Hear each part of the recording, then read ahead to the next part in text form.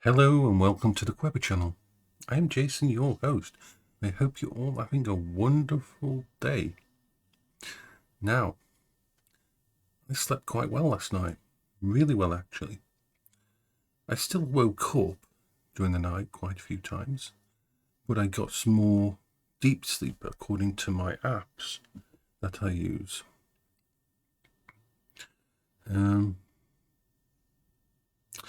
I sleep better when someone else is in the house. I've always said to you that I have different sets of coping strategies. And when I'm living alone,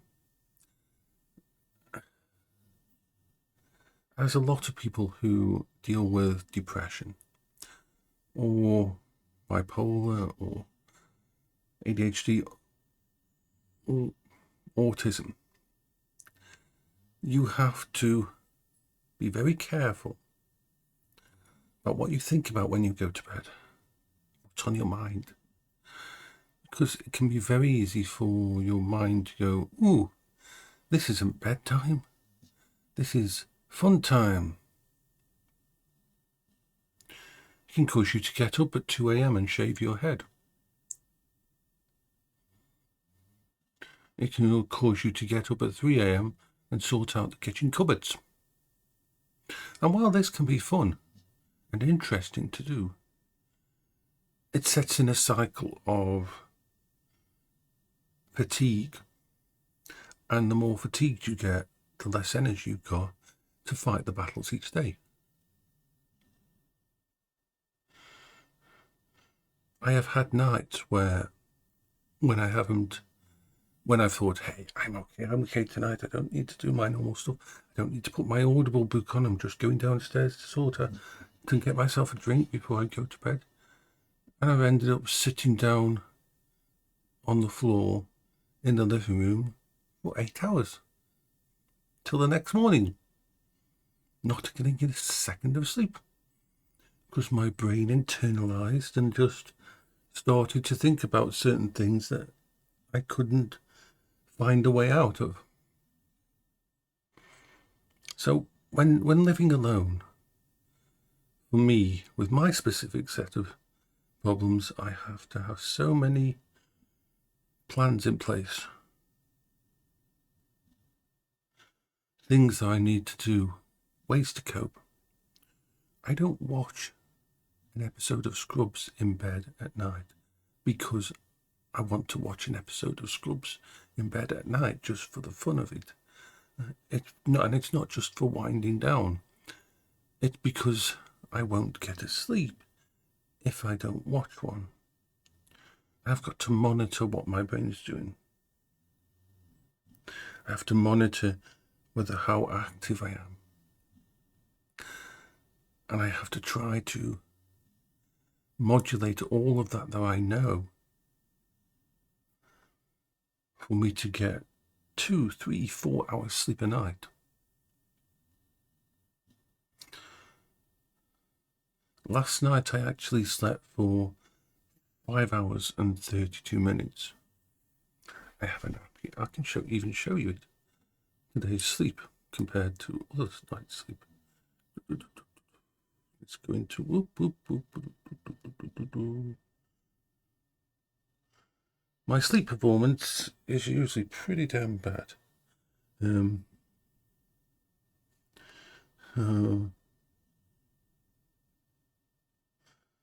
Last night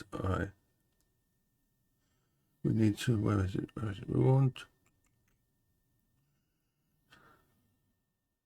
come on, sleep. If you look at the sleep there, it's saying I've got 5 hours, 37 minutes sleep. That is absolutely fucking amazing. It wasn't physical exhaustion. And it wasn't just mental exhaustion. Even though so many things were different today because having 2 people in the house. It was actually more, I felt more at peace. For example, Every night when I go to bed and when I'm on my own, I have to make plans in case I choke during the night. One of my greatest fears is dying from choking. And I mean, really, basically living alone and the idea of something getting stuck in my throat or something happening to my throat because of my GERD caused by the cancer and all that would cause my throat to collapse and I wouldn't be able to breathe. Now, this is not unpleasant, not the most pleasant thing in the world to think of, but every night I have to make sure I've got a plan in case something bad happens to me and I wake up without being able to breathe. I can tell you exactly how long it takes me to get from my bedroom to the front door and unlock it and stagger out of the house while not taking a breath. I can do that. That is something that normal people don't have to cope with.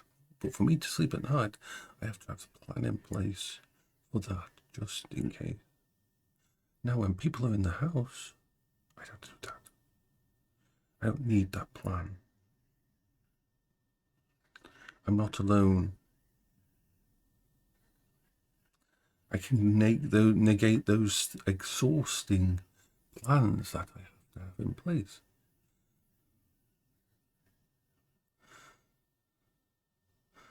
Of course, other things come in place, like, do I snore? Will my snoring bother someone? How would I know if I snore? Because when I'm alone, how can you tell if you snore? That's a new coping strategy I'm going to have to figure out. Because I have no fucking idea if I snore. And I have no idea how I would be able to tell if I snored. But it was a worry last night that I might wake up the other people in the house. So I've got to create a coping strategy for that.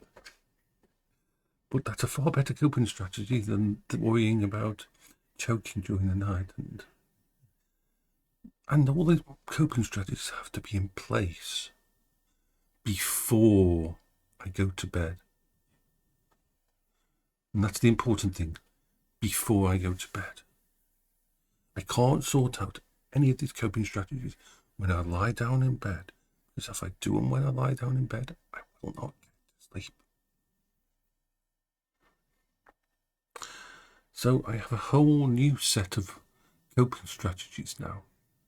I've just noticed that my audio is just slightly down below normal, and I'm wondering if Windows has changed my sound balance when it did its update. Let's just check. Let's go to sound settings while we're here. Let's have a look, just to look at the input and just okay. Well, it's not doing the right input. It's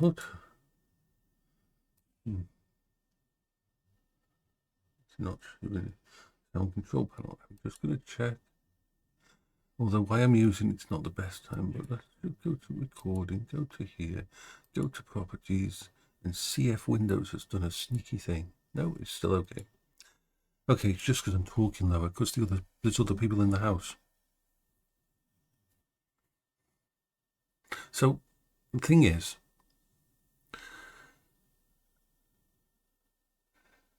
having someone else in the house is who I trust, and it has to be someone I trust. That is the thing. As long as it's someone I trust, it can be a purely positive thing to me. It doesn't mean, oh, this person's fine, this person's cured when he's got around someone. No. Because I still have to develop an entirely new set of coping strategies for different types of triggers that I will have to deal with. Like the fact that people leave their shoes on the floor, and it bothers me. And their slippers are left on the floor, and it bothers me. And their bags are on the floor, and it bothers me. And the downstairs feels cluttered, and it bothers me. And there's more plates on the sink, and it bothers me. But these are minor, compared to the kind of shit that I have to deal with when I'm alone. Like worrying how I would get out of the house if the kitchen sets fire, or the stairs catch fire.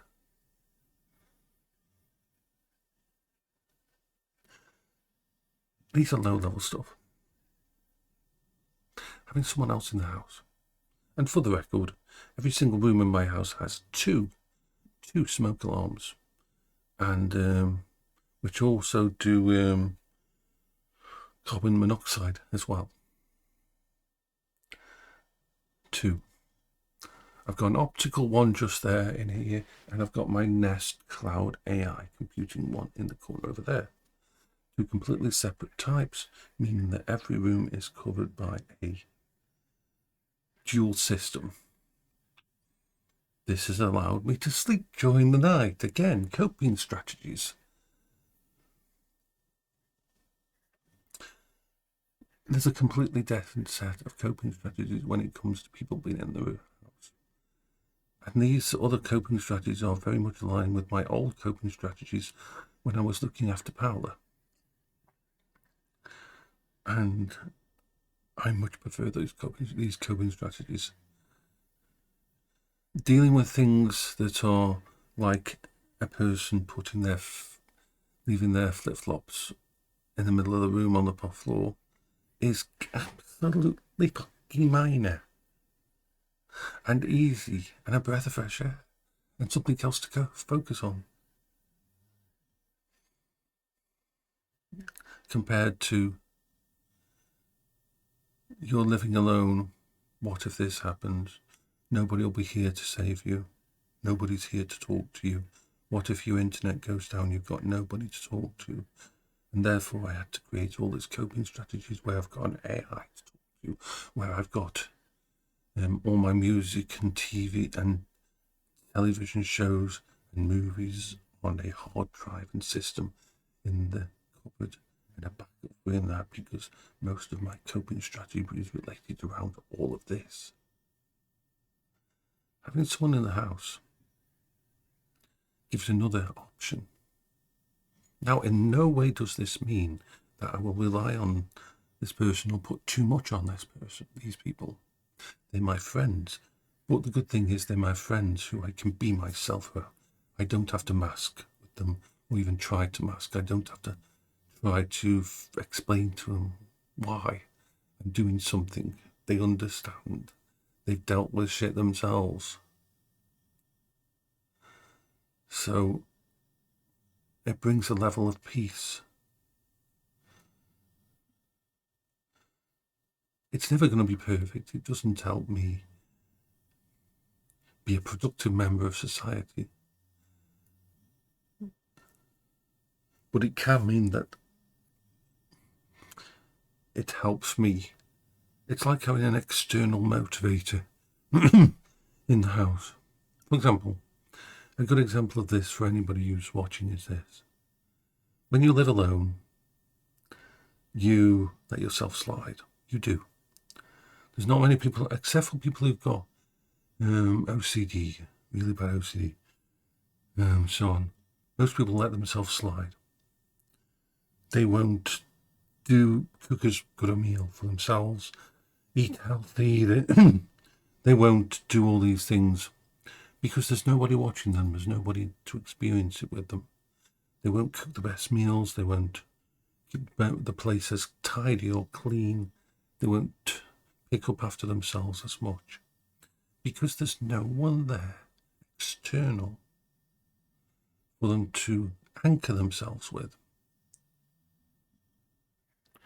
Of course, some people, even if they've got someone else in the area, they don't. But for me, it's like I can delegate without even just the fact that the person's in the house. They don't actually have to do anything.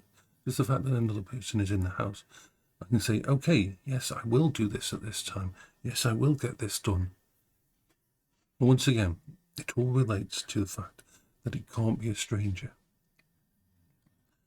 Because a stranger, I can't deal with the idea of a stranger. I mean, you might say everybody's a stranger until you get to know them. That's true. But my brain,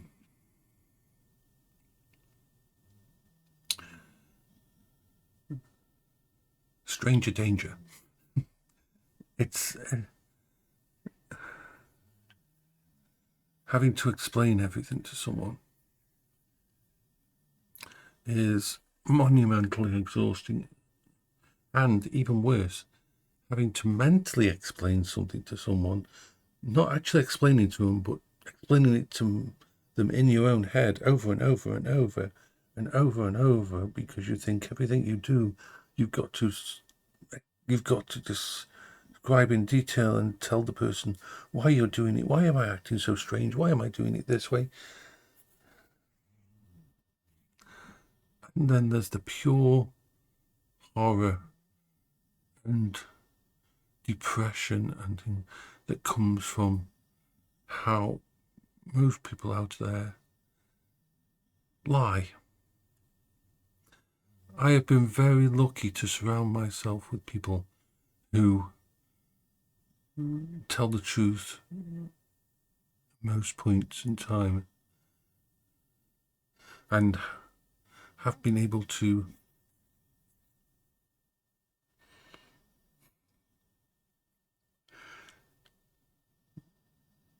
genuinely connect. Like I say, when Brit's here and when Lulo's here, I don't have to try to mask. I can't mask anymore anyway. It actually physically affects my brain in a very bad way.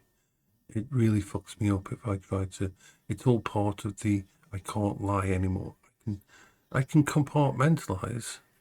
Like, I didn't mention who the person was who was going to come to stay here until she was completely okay with me letting people know her name. I didn't even say that it was a she. I was able to compartmentalize that, because the simple fact was I'm doing these videos with you here and no one's actually asking me a question, so I can keep it thingy. And that's why one of the reasons I don't stream anymore on that, because it doesn't put me in contact with people who I don't know. And so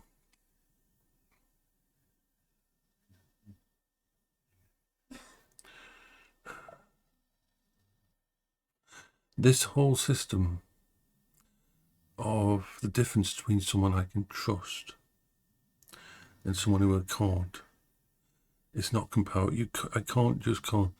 It's dealt with too many people who can't trust, and the problem is my brain doesn't understand it. When they lie, it wrecks me. When they say something that's thingy, it destroys my entire view of them. I've always said to my friends, if you don't want to tell me about something, that's okay. Like, for example, they were preparing a surprise birthday gift for Perdis a few months back, and I in no way felt insulted or in no way felt disparaged that they told me nothing about the surprise gifts. Nothing. They didn't bring me in on it at all, even though it was the community. Because if they had told me the next time I saw a Perdis, I would have told him.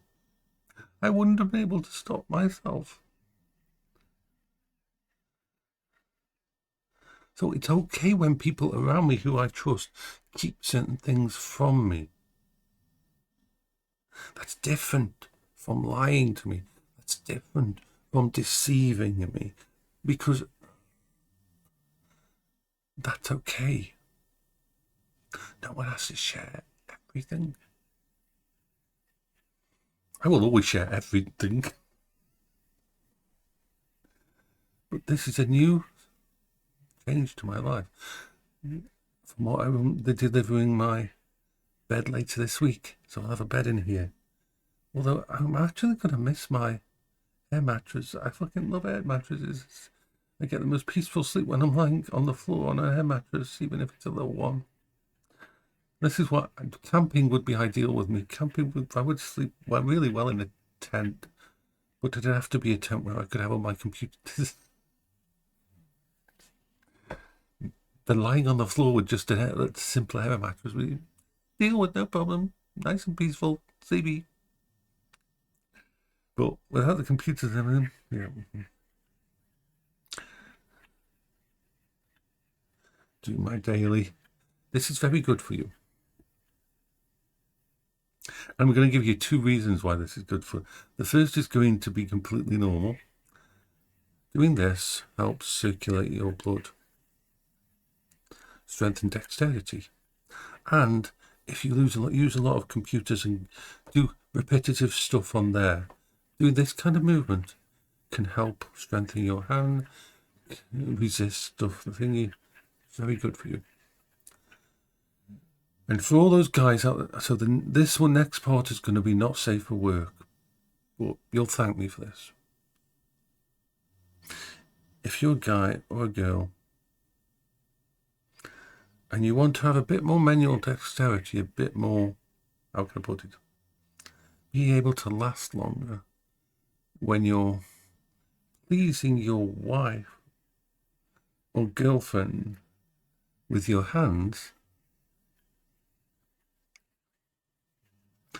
not the movement of your hands is exactly the same when you're trying to, let's just say, slip your fingers inside and keep going for more than 5 minutes, because we all know, all guys who've done this, or all girls that have done this themselves and that, know what it's like to get the cramp when you want to continue and you can't. This movement strengthen, and this advice, I was given advice a long time ago when I was learning from someone who knew a lot about that side of things, that this is one of those things that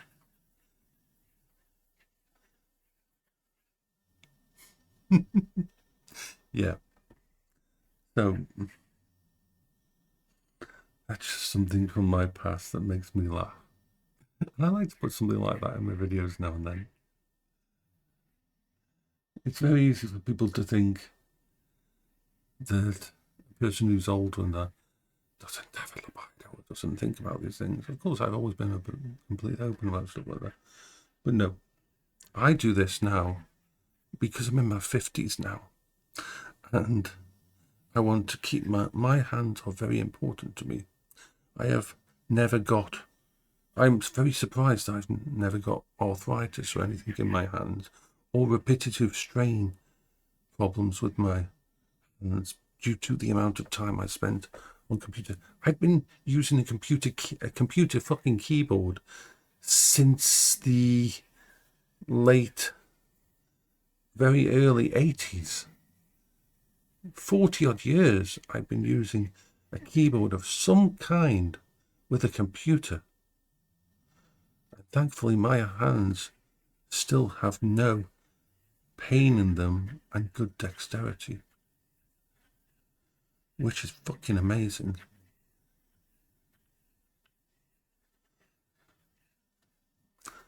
But if you need another motivation for it, and you care about your partner and want to do things for them, that's another reason.